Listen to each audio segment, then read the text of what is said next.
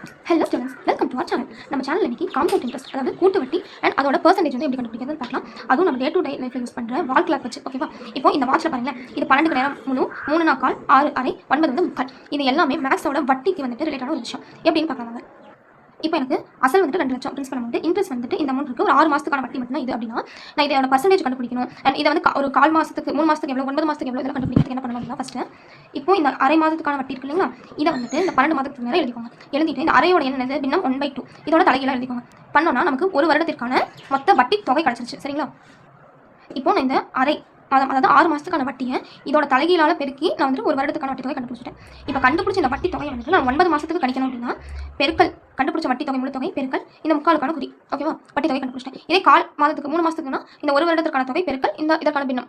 இப்போ நம்ம எல்லா மாதத்திற்கான வட்டி தொகையை கண்டுபிடிச்சிட்டோம். இப்போ ஒவ்வொரு மாதத்துக்குமே ரேட் ஆஃப் இன்ட்ரெஸ்ட் இருக்கும், அதாவது வட்டி சதவீதம். அதை எப்படி கண்டுபிடிக்கணும்னா, வட்டி சதவீதம் கண்டுபிடிக்கிறது ரொம்ப ஈஸி. இப்போ நமக்கு 6 மாதத்துக்கான வட்டி கொஸ்டினே கொடுத்துட்டாங்க அப்படின்னா, அந்த கொடுத்த வட்டி அப்படியே எடுத்து அசலும் கொஸ்டினே கொடுத்துருப்பாங்க, ரெண்டையும் எழுதிக்கோங்க. இதை ரெண்டையும் வகுத்துக்கோங்க. வகுத்தோம் அப்படின்னா நமக்கு இந்த மாதிரி டெசிமல்ஸ்ல வந்துட்டு கிடைக்கும், புள்ளி வச்சு.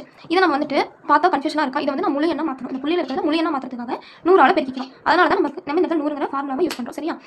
ஒரு புள்ளி வச்ச எண்ணா முழு எண்ணா மாற்றுறதுக்காக 100ஆல் பெருக்கி, அப்போ நான் இதை வந்துட்டு ஒரு ஹோல் நம்பராக கொண்டு வந்துருக்கேன். அப்போ இதுவே என்னோட வட்டி சதவீதம். இப்போ பாருங்க, நான் 6 மாதத்துக்கு கண்டுபிடிச்சிட்டேன். அடுத்தது 3 மாதத்துக்கும் 9 மாதத்துக்குமே எனக்கு வட்டி சதவீதம் வேணும்னா, 3 மாதத்துக்கான வட்டி தொகை எவ்வளோ கண்டுபிடிச்சிருக்கோம், அந்த தொகை டிவைடட் பை அசல் வர மதிப்பை 100ஆல் பெருக்கிக்கணும். நமக்கு சதவீதம் கிடைக்கும். 9 மாதத்துக்கும் வட்டி தொகை கண்டுபிடிச்சிருக்கோம். கண்டுபிடிச்ச தொகை வகுத்தல் நம்மளோட அசல் வர விடையை 100ஆல் பெருக்கிக்கணும். சரிங்களா? எப்பவுமே ஒரு டெசிமலை ஹோல் நம்பராக மாற்றுறதுக்கு நம்ம 100ஆல் வந்துட்டு மல்டிபிள் பண்ணுவோம். இங்கே நல்ல எங்கேயுமே பர்சன்டேஜ் அப்படின்னாலே பெருக்கல் 100 அப்படிங்கிறது இந்த மாதிரி புள்ளியில் வந்து ஒரு ஹோல் என்ன மாற்றணும் அப்படிங்கிறதுக்காக. அண்ட் இங்கே இந்த புள்ளி 5 இதெல்லாம் வந்துட்டு பவன் அப்படின்னா அரைன்னு சொல்லுவோம். இங்கே வந்துட்டு பைசான்னு சொல்லுவோம். 4344 ரூபாய் 5 பைசா. சரிங்களா? நம்ம வீடியோ பிடிச்சிருந்தா லைக் பண்ணுங்கள், ஷேர் பண்ணுங்கள், சப்ஸ்கிரைப் பண்ணுங்கள். தேங்க்யூ ஃபார் வாட்சிங். பாய்.